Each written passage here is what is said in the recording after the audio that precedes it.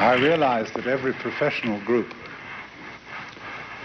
has a special concern when they attend such a seminar as this with the practical application to their specific jobs of the ideas that are being discussed.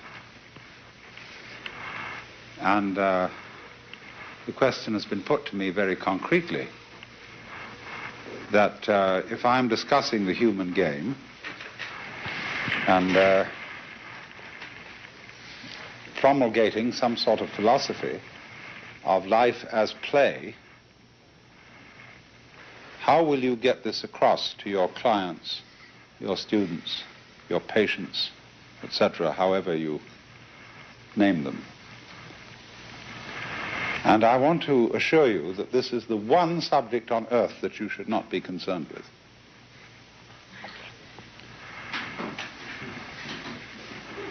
Now, I very often talk to all sorts of groups, and in these groups there are invariably parents, and they hear about this sort of point of view and they want to know how to apply it to their children, as if children were certain things that you apply something to.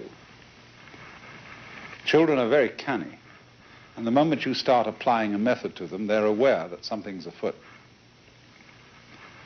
And the only way to do anything at all with children is to be natural, to be you.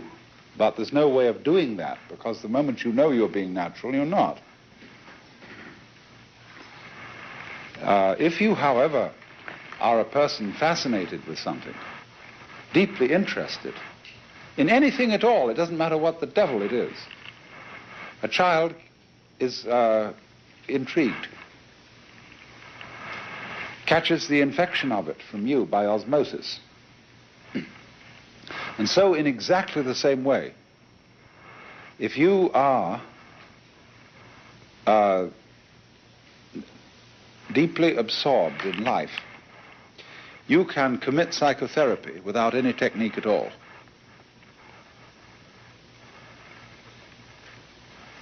Only there are rituals which bring you into contact with people. You know, they have to make an appointment and they have a problem and they want to discuss it with you. And so that has to be tolerated.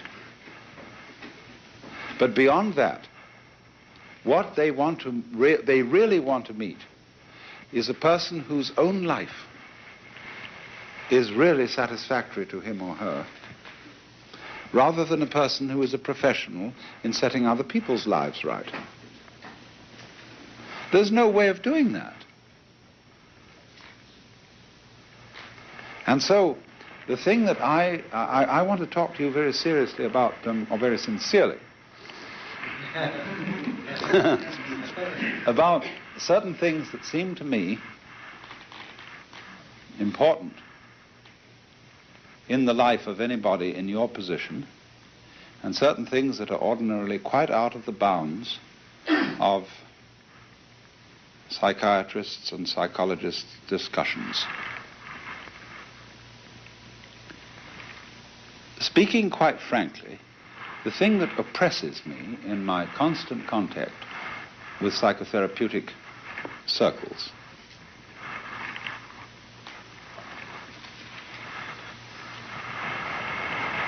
is the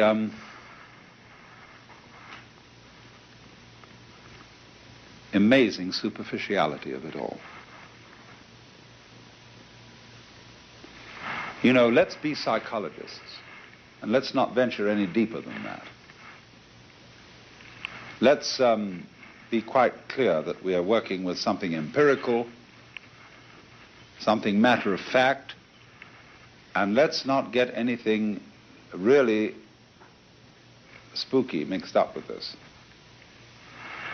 Because after all, we are, as I explained earlier, we are still under the influence of the 19th century mythology of the world. And this has become a tremendously important thing for all those branches of the academic profession that want to be scientific and aren't. Now, science is a discipline possible only in very, very special situations. The nature of science is the accurate description, first of all. And accurate description is possible only when the subject matter to be described is very carefully limited and restricted. In other words, in situations where all the important factors are measurable. And in order, say, to have a test tube containing certain chemicals which need to be measured with extreme accuracy, you've got to isolate this test tube from the external world. If the mixture is in any way unstable, a passing truck might damage things, a subtle alteration of temperature when the sun comes out might upset something. And so more and more you have to isolate your specimen in an influence-proofed room. And that's a very expensive and a very difficult thing to construct. But once you've done it, when you've got all the variables in the situation are known and measurable, you can have some approximation to a truly scientific experiment. To pretend to be able to do this in human relations is absurd. Your variables are infinite. You've no real idea what they are. But that is not to say, in any sense whatsoever, that therapy cannot be performed, and that you, as psychologists consulting schools, cannot do your jobs. I only ask of you, don't sail under false pretenses. Don't assume the mask of science. Don't aspire to the status of being scientists in the sense that a physicist or a chemist or a mathematician can be scientists, with their rigorous precision and their elimination of variables. You, if you are successful, must be artists. And an artist is a person who performs certain things skillfully, but doesn't really know how he does it. You learn art by methods that you don't know how you learn. You can't describe, because your brain is capable of absorbing all kinds of information that is much too subtle to be translated into words. You see, we're doing an enormous, in the academic world today, we're doing an enormous number of studies on creativity. How do we get creative people? Couldn't we somehow pin this down and try and analyze and specify the factors which lead to creativity in engineering, in inventive work, in psychology, anything you want? Well, it's fun doing that. It's all right to analyze creativity and see if you can make any sense of it, but you won't. But that doesn't deny the fact that creativity exists and can indeed be stimulated. Creative people can stimulate creativity in others by osmosis, by exposure. And so, as a form of creativity, also the power of psychotherapy can be learned, provided you do not pretend it is a science and that there is a specific method for learning it. It can be learned, provided you expose yourself to a therapeutic person. You don't know, do you, how you digest vitamins? You don't, when you take these pills, have to know the precise steps by which they're turned into your life energies. Your body knows how to do it. But that's not a process analyzable into words and figures. So in exactly the same way, through certain kinds of human contact with people who have the gift of therapy, you can absorb their wisdom like you absorb the virtues in vitamins. But don't be anxious about it and try to define the whole thing. I remember when I was a little boy, I once thought the idea that I would write a book which would pass down all knowledge to a subsequent civilization that would know nothing about us. And the first thing I had to do was to write down how the letters of our alphabet were pronounced. Figure that one out. Now, I made a way of saying how A was pronounced, but I had to use A to show how A was pronounced. And that is an epitome of the problem that we have. You can't say in words how words are used. And so, do you know a game called Vish? What you do is everybody has a standard college dictionary, Webster's College Dictionary. You sit round a table, and then there's a hat, and you pull out, somebody pulls out a word, and everybody looks the word up. Then they write down on a pad the key words and the definition of that word, and then they start looking them up. And the first person who gets back to the original word calls out Vish, short for vicious circle, and he wins the round. And the referee, there's always a referee, he decides whether you worked fairly, whether you didn't take an illegitimate shortcut, like looking up and or something like that in the definition. You had to look up a key word, because so long as a dictionary doesn't include pictures, all it does is define words in terms of words. It never makes the bridge between words and the physical universe, which Korzybski so delightfully called the unspeakable world. It's so fascinating. Unspeakable also means disreputable. The world that is not academically respectable. Do you know that in recent controversy at Harvard about the experiments with psychedelic drugs, some member of the Department of Social Relations actually said, no knowledge is academically respectable knowledge unless it can be expressed in words. Completely throws out the football team.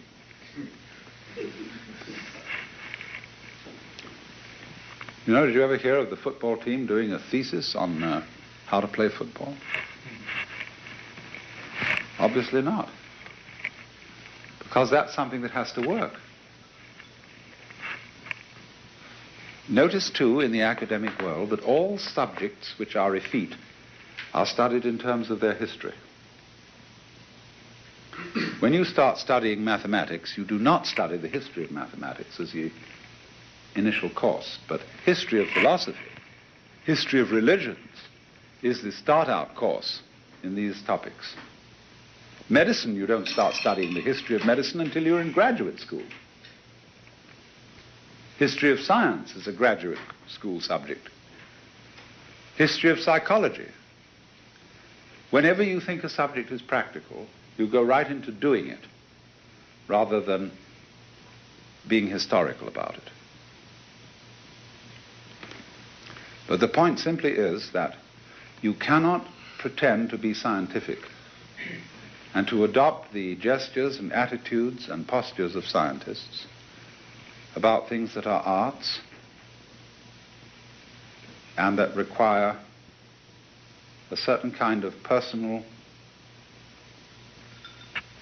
magic, profundity, or whatever to carry them off. And so I would say that the thing that affects me and depresses me about the whole world of psychiatry, psychology, and psychotherapy is a certain extraordinary lack of depth, and almost bending over backwards not to encounter anything profound, because that would expose us to the charge of mysticism or some other bugbear. But this is quite fatal because what your patients are concerned with is profound things. Have you ever looked into the literature on the relation between psychotherapy and death?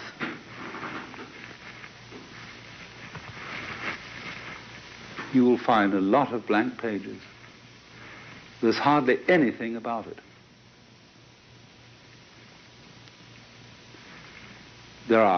I know of 2 books, and I don't know how many articles. I'm not in the habit of reading articles very much, but so far as books are concerned, I know about 2 books outside of the work of Freud, where he discusses death wishes and so on, and outside the work of Jung, who has said that he regards his kind of psychotherapy in particular as a task for the second half of life in which a person prepares for death.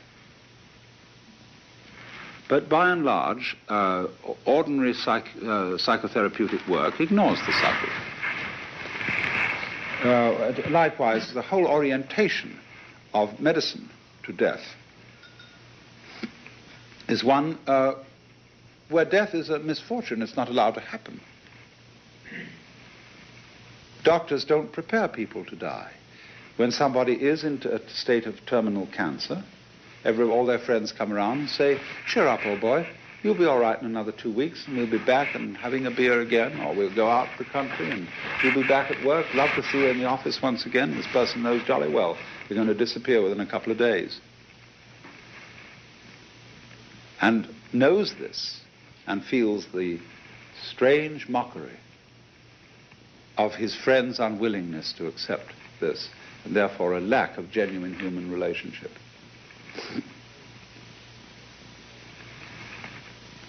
And so the physician is embarrassed in a way that maybe a priest is not embarrassed. When somebody says to him, listen, I am sick of being ill, I want to die.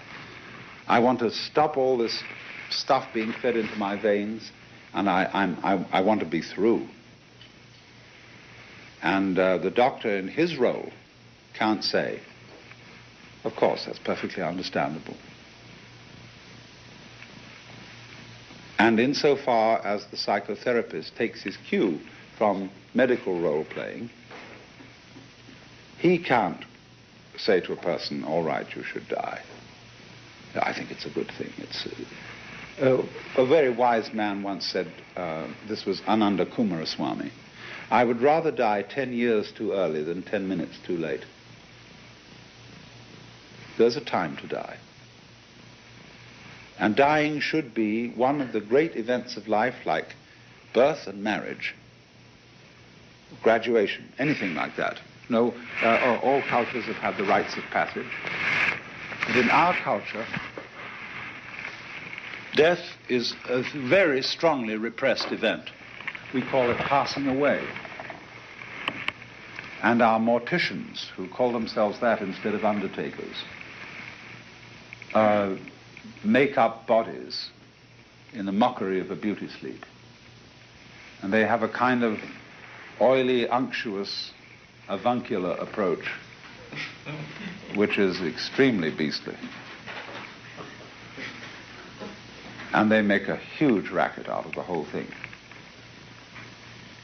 You know, the fantasies about Forest Lawn, which is the epitome of all this kind of thing. Henry Miller's one, I was quoting to someone at dinner, where he says, swallow a dozen vitamins and throw anything down the hatch. If that doesn't work, see a surgeon. If that doesn't work, get a Hollywood funeral. They're the duckiest, cutest, craziest funerals in the world. You could have your beloved embalmed and sitting on a couch reading something edifying like the Bhagavad Gita and smoking a cigarette. Cigarette guaranteed not to rot away before the lips and the buttocks. O death, where is thy sting? O grave, where is thy victory?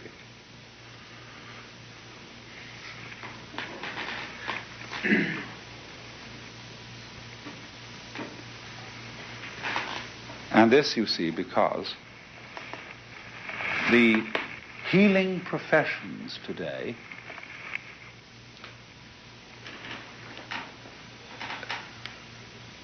are working on the basis, the metaphysical basis, of that 19th century scientific mythology,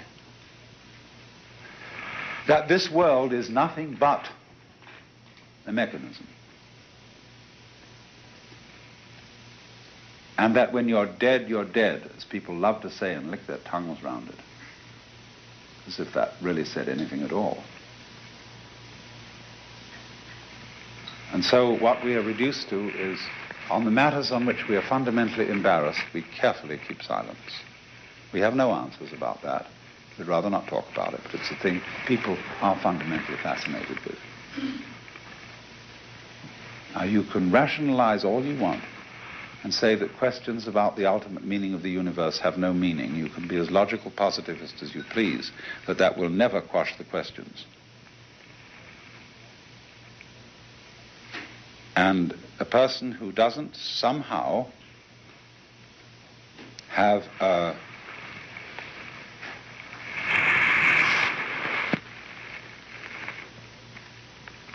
sense of relationship with whatever it is that's eternal will rattle rather than speak.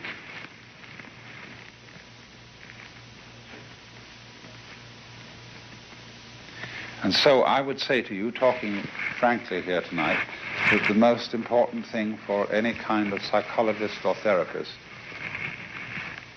is not religion in the old sense of this word, because religion is something in our world partisan. Are you a Catholic or a Baptist, a Methodist or an Episcopalian? You deal there, you see, in those, in our sectarian religion, with things that are beliefs, and therefore not knowledge. These are expressions of opinions and hopes, but they're not. These religions have no power because they have no knowledge, they have no experience. In fact, they hate experience. If you try and discuss, as I did when I was a minister in the Anglican Church, problems of mystical experience, most clergy will say you're a nut. Because they will say, that's all subjective. And what matters is, do you adhere to a certain standard of traditional doctrine or behavior? That's objective. That's something we have out there, see? But when it comes to experience, actually knowing something in your bones, they're scared out of their wits. And I said this afternoon, the same thing is true in psychiatry. The psychiatrist is terrified to experience something outside the banalities of ordinary everyday consciousness. And as I said, he clings to that with a peculiar passion. You know, I remember once I was undergoing an LSD experience, and the psychiatrist in attendance, he wasn't a bad fellow at all. I mean, he was a very imaginative man, but he said, what are 5 and 7? What are 9 and 3? You know, could I still negotiate these mathematical trivialities? And these are tests of sanity.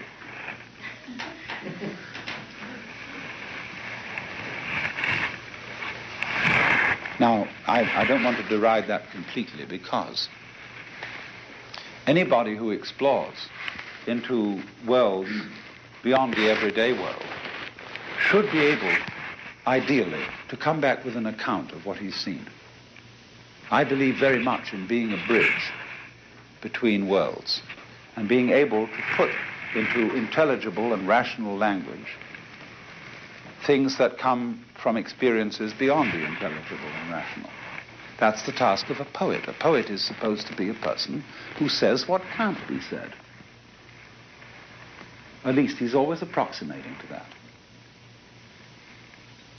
In a way, nothing can be described. except to those who already know what it is. You know what I mean by water because you've tasted water and seen it. If you had never seen water, you wouldn't know what I meant by the word. On the other hand, what will I do with a person who is congenitally blind and he's never seen light and doesn't know what color is? I'm going to make a hell of an attempt to describe it to him. I'm going to exercise all my wits and say, look, there is something like what you experience as different degrees of temperature. You know what hot is, and you know there are many degrees from hot to cold. Now, there's something else like that. We talk about hot and cold colors, reds and blues, and they're at different ends of a spectrum, which is like you experience between hot and cold, or between rough and smooth. But this thing also is like what you hear in sound. You hear high and low notes, and you can see a whole range of different tones between them. Now, there's something else in which these things happen, and it's a sense you don't have, and so I can't tell you directly, but it's like all that, and I can really work on it. Give him an idea of something else. He won't get it directly from my talking, but he will, through the conviction with which I'm speaking and through the care with which I'm trying to outline this to him, know that there is another dimension beyond his imagination. And so in just the same way, there are dimensions beyond the imagination that our ordinary academic education gives us. It would be all right if we were as definitively excluded from them as people who are congenitally blind are excluded from color and light, but we're not. We keep slipping in and out of them, sometimes in a way that is beneficent, and sometimes in a way that is deeply troubling. When a person who is brought up in Arkansas and has no other religion than the fundamentalist interpretation of the King James Bible slips accidentally into a mystical experience, there is no other way to describe what has happened to him than to say that he is Jesus Christ or God. This is blasphemous in his community. But to give him the benefit of the doubt, they say he's crazy. And whenever somebody says such a thing, we challenge them in our culture with technical questions. If you are God, command that this glass be made into a rabbit. How did you create the universe in 6 days? There was once a poor woman in an asylum who was asked this question, and she replied, "I never talk shop."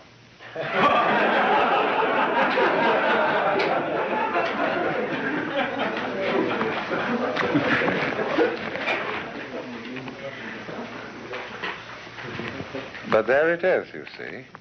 These states do occur,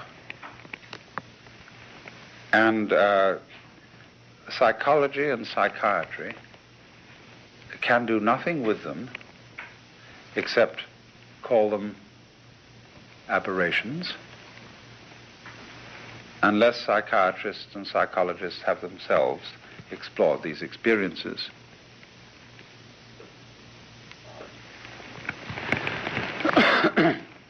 Why should we pursue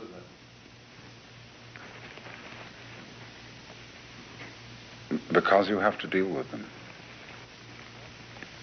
And because what is always being asked of you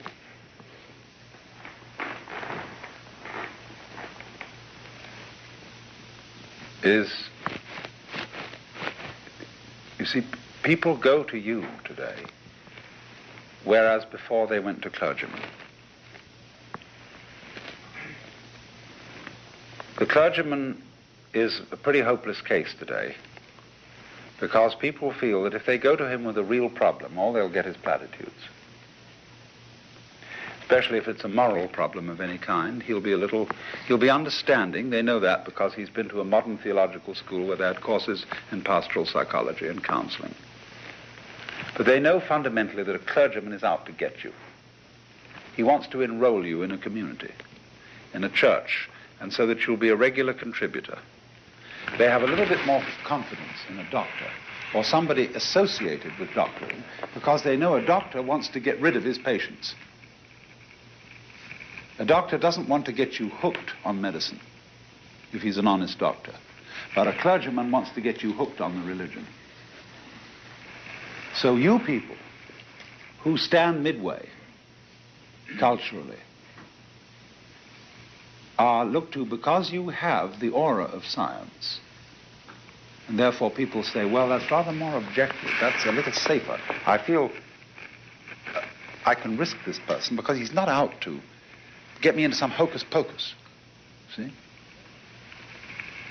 So I'm afraid of that clergyman because eventually, however understanding he is, he's going to wag his finger at me and say, naughty, naughty, naughty, you mustn't do that.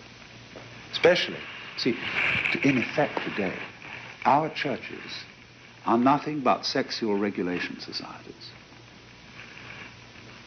That's all they are interested in. They get a little bit riled up about race relations. But fundamentally, what can you get kicked out of a church for? That's the test, especially if you're a minister. You can live openly in envy, hatred, malice, and all uncharitableness, hardness of heart and contempt of God's word and commandment, and be a bishop. But the moment you sleep with your secretary, and furthermore continue to do so, you're out, out, out. If you're a homosexual, it's even worse.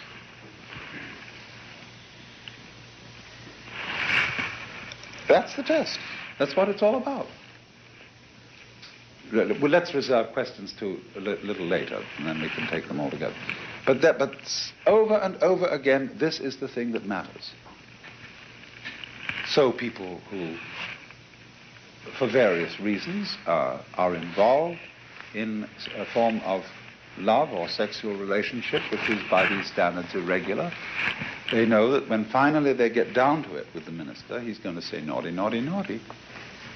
And so it goes. So they don't go to him. Because he stands for pure squaredom, however softly he puts it over, the soft sell. But they know with the psychotherapist they're going to get some less judging and more understanding attitude. But they will pursue the psychotherapist to a certain extent and find that beyond a certain point he collapses because he doesn't know what to do with death. He has no metaphysical ground. The priest has too much metaphysics, and he has no understanding on the level of that the psychotherapist has competence in.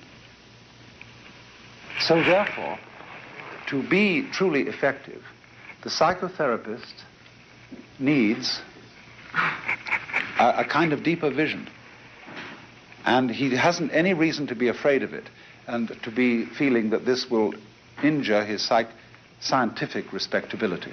Because as I've given you the clues this morning, you don't need to talk about mysticism. You need to talk about ecological awareness. There is always a language you can translate this into that will placate behaviorists, logical positivists, and other people who want to insist fundamentally that the universe is dull. You see, that's what lies behind all these mythologies. The person who wants to say on the one hand that the universe is something that strikes him as profoundly mysterious will talk about the Godhead and things behind it. The person who, on the other hand, who wants to say, oh, well, it's just thing that's not really very important. He'll find a language so as to describe the universe in a slightly contemptuous way. He'll say it's nothing but. And neither of these people can prove that what they say is true. They're just two different ways of expressing the kind of person you are, or what role you're playing with respect to life.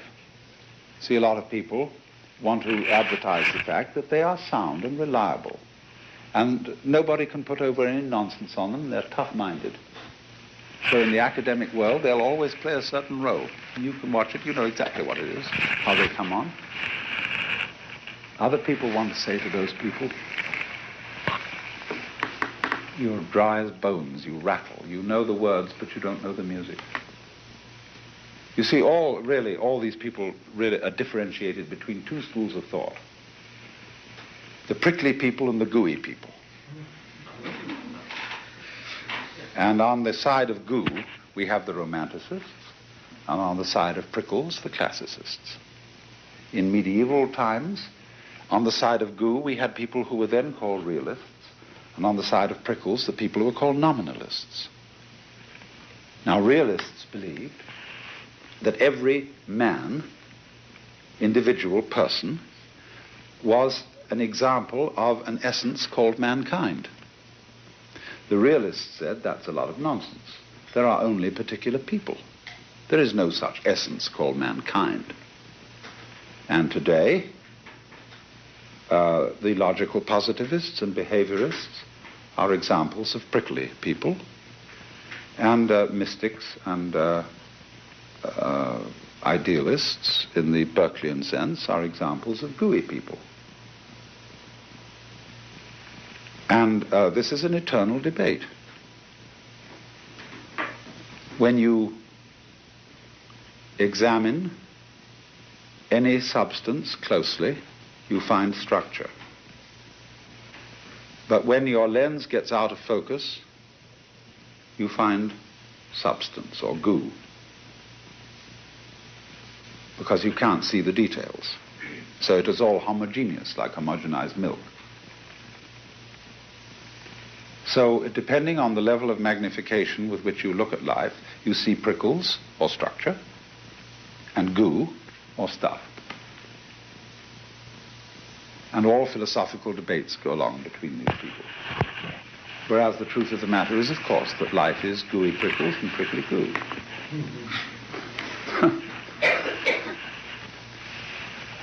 Now,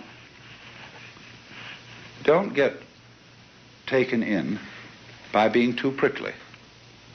This is the thing that in our academic world today, in considering what its fashions are, is the besetting temptation.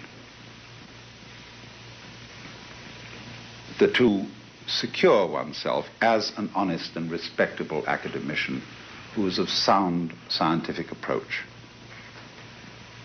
People who ought not to be so prickly, because they're dealing with things in which there are infinitely many variables, put on the idea that they know what all the prickles in this psychological situation are, and we just don't. You have to get a bit gooey. And don't be ashamed of it. So then, we have to consider mythology. We've looked at myths now, two myths, which have been so influential on our culture. And one myth was an authoritarian, paternalistic one, that we are under God. We are the subjects of a divine king who acts towards us in the role of a cosmic grandfather. This was all rather uncomfortable. And so, as I pointed out, there's a reactionary myth that the universe isn't interested in us at all. It was too interested in us, you see, with the God the Father myth. So the reaction to that is that it's not a bit interested. Nature cares nothing for the individual, only for the species. You know that story. I invite you to consider another myth, and I say myth, which is, of course, the famous Hindu myth that the universe is a drama.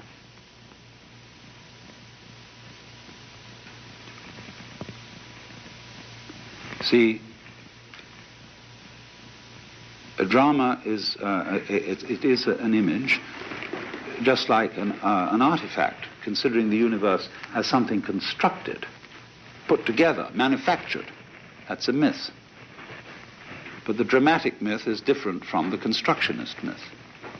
In the dramatic myth, there is a very immediate relationship between any member of the world, that is to say, a human being, and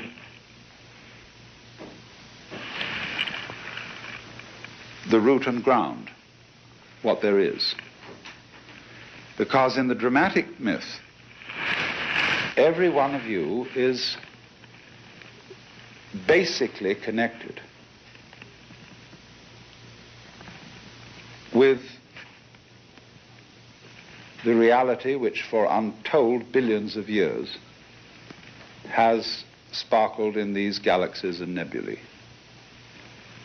These are not things foreign to you.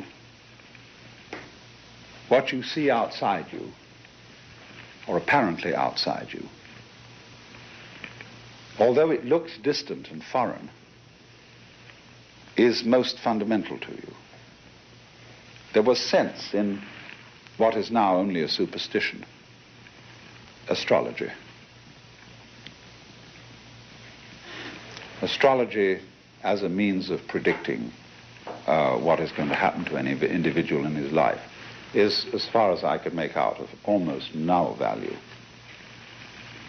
But there was one sensible idea behind it. When you cast a person's horoscope, what you did was you drew a map of the then known universe as it was at the time this child was born. And this was supposed to be a map of his soul. What an ingenious idea. It is to say, your soul is the whole world as it focuses upon your moment.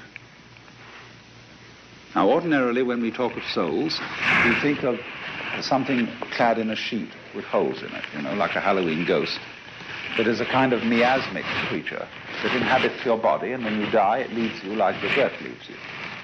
But that's not the soul at all. The soul is something which contains the body. The body doesn't contain the soul. The soul, if we put it into modern language, is the entire complex of relationships in whose context this organism exists. So it includes social relationships, communications relationships,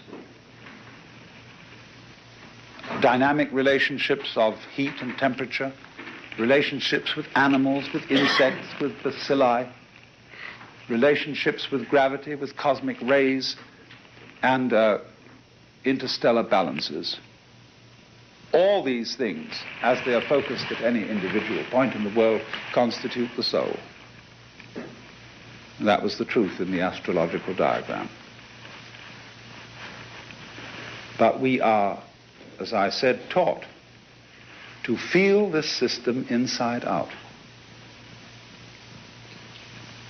to ignore the soul and identify with the body, with the organism. It's not that the body and soul are different in the Cartesian sense. It's not that they're different substances. They're all the same world. The soul is the physical world in its entirety. And God only knows what that contains, because our senses are attuned only to a very small spectrum band of the physical world. But there it is. And if you persist in screening out the knowledge of yourself as all that has been defined in our system of conventions as other than you, you're going to be very unhappy. Because you're going to feel estranged. And this estrangement that most of us feel in our culture is reflected in things that we do that are very destructive.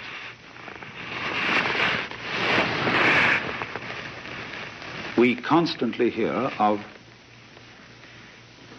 man's conquest of nature. And we talk about the conquest of space. And we talk about when we climb great mountains, we speak as if we were conquering them. Why this hostility? Look at this rocket. These enormous, aggressive phallic emblems being zoomed at the moon. What do you think that means? They're going to screw the moon.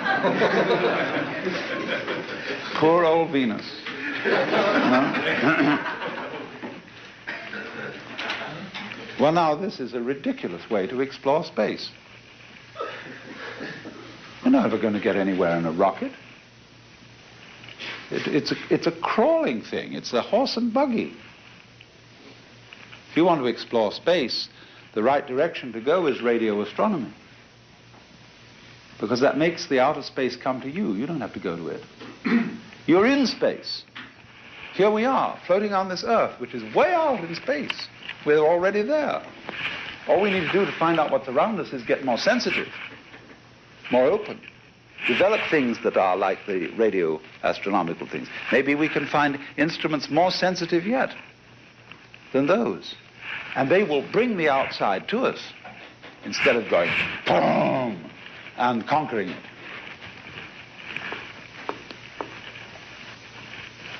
And so in the same way,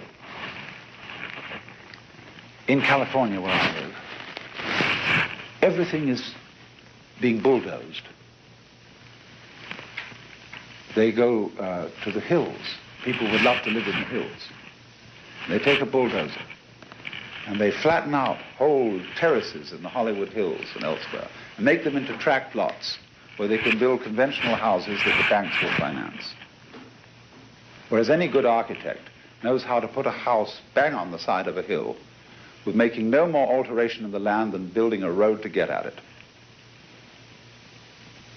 Better still, on the top of the house, a landing for a helicopter. And then those hills aren't disturbed. People who want to live in the hills presumably want to enjoy the hills. They don't want to destroy them by living there, but that's what they do. So they conquer the hills, they bash them about with bulldozers, and then the rains come, and since all the vegetation has been torn off, the soil starts to erode, and eventually the house falls down the hill. Serve them right. But a good architect goes to a hill and says, "Good morning, I'm delighted to meet you. I would like to live on you, and I would like you to tell me what kind of a house you would like me to build on you." And so he studies the nature of hills and eventually learns how to live on one without disturbing it. As a Zen Buddhist poem which says of a wise man, "Entering the forest, he does not disturb a blade of grass. Entering the water, he does not make a ripple." Because he first of all becomes one with the environment. That is to say, in our more precise scientific language, he studies thoroughly the ecology of the situation before he does anything to interfere with it. We must interfere. We can't help interfering with the world around us, because even to know something is to interfere with it. Even when you shine a light on something to look at it, you alter it by shining the light on it. When you examine the behavior of an electron, you change its behavior. And so you want to know, what does it do when you're not looking at it? Does the light in the refrigerator go out when you close the door? How can you look inside to see? But if we are sensitive enough to recognize that the outside world is our own physical body, and that we should respect it just as we respect our own feet, head, hands, and stomachs, that's literally true. It's physically true, not merely metaphysically. And so, with this fantastic technology that we have power to alter the physical world as nobody ever had. But do we have the sensitivity to interact with the physical world as our friend, as our own body, as our own self? We don't have that sensitivity, so long as our knowledge that this is so remains purely theoretical. Now, many scientists, biologists, ecologists, zoologists, botanists, forestry people, they know theoretically, up here, cortically, that this relationship exists. But they don't know it here. They are still Christian souls, living in bodies, constituting egos that came into this world instead of having come out of it. And so from my thought, what really constitutes therapy, not merely the therapy of peculiar individual variations of people who cannot adapt themselves to a particular social context. The important therapy is the therapy of the social institution itself, the institution of the ego. Individual variations will crop up, I think, anyhow, but they will crop up in extraordinary numbers in a society where the conventional view of the self is in such tremendous disparity from the state of affairs as we see it through the best tools of knowledge that we have. That's what one can claim for scientific knowledge. You can't claim that it's absolutely true, but you can claim that using the most careful means that you have of knowing anything, it shows you the world to be in a certain way. Now, if that's the way the world is, then the way you feel the world should ideally correspond to the way in which you know it theoretically. So the task of the therapist in this case becomes to help people to feel subjectively how it is to exist in a way that corresponds to the best of our objective knowledge. And that leads us into, you see, areas which scientists have avoided because they are associated with religion and mysticism and weird things of that nature. And supposing then it does turn out that that which seems to me most far from you, most remote, most alien, you look out, take a telescope or whatever you have, and look out at the vast distances of space. And it seems all very foreign and remote. That's because you've been hypnotized to feel it that way. When human beings thought at one time there was just a cozy little cosmos, the Earth was the middle of it, and all those planets were in crystal spheres, and right up there was God the Father and the angels, and Jesus Christ, when he ascended, he just shot up a few miles and he was there. Cozy. Then as a reaction to that, see, when people wanted to depersonalize the universe, because the personalization of it was too traumatic, they said, billions of light years, in comparison with which we are of no importance. Just a reaction. Crazy, billions of light years. And you can think across them. And then you go the other direction. And you look into your own physiology. And that's as queer and weird as anything there is outside. When you feel your own pulse, it's that funny thing going thump thump in you. Gives some people the creeps. And you think about the fantastic structure of your own neurology. Is that me? It seems so strange. But the stranger it gets, the farther away it gets, the more essential it gets, the more it really is you, but unrecognizable, until the moment you look at it in amazement, say, well, that's me. But as every device is used in the human game to stop you seeing that, don't you dare.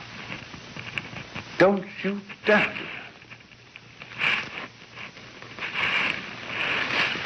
And the best method of stopping it is guilt. Now, I was going to say something about guilt. Guilt. This is the prime emotion which cuts us off from this sense of solidarity with the whole works. And there are various kinds of guilt. There's academic guilt and there's religious guilt. Academic guilt is you have to subscribe to the myth that man is not really important.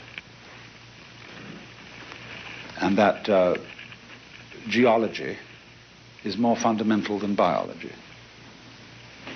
Older, and that biology is a sort of excrescence, a little fungus that goes on the top of geology. See? Now, the whole point of guilt is that it's undefined. You are charged with a crime which has not been specified. This is the way all dictators and sinister people like that work. You don't know what you're charged with. What was original sin? It wasn't sex. You may be sure of that. You study the really subtle theologians on the subject of original sin. It's thrilling. What did Lucifer do in the beginning of the world? Well, they say vaguely, his sin was spiritual pride. He loved himself more than he loved God. Well, that's pretty vague. But the really interesting theologians will say, you can no more put into words what the sin of Lucifer was than you can describe the vision of God. It's ineffable. It was infinitely diabolical, more horrible than anything you could possibly imagine. And incidentally, it wasn't just Lucifer. You are implicated in this. You did it. Something unspeakable. And you all jolly well know you did, and you won't admit it. Now, this can be a therapeutic gambit if you know how to use it. Some psychotherapists use this in their analysis of dreams. There's something you've done. I mean, it may only turn out to be the Oedipus complex, but incest wish. But take it further. Take it further back. What is the awful thing you've done? Won't you confess? Don't you know? Adults play the weirdest games. Quite incomprehensible to children. And there's no explanation forthcoming. So they feel strangers. And so then, later on, when everybody feels a stranger, poor old therapist gets called in to sort the whole thing out.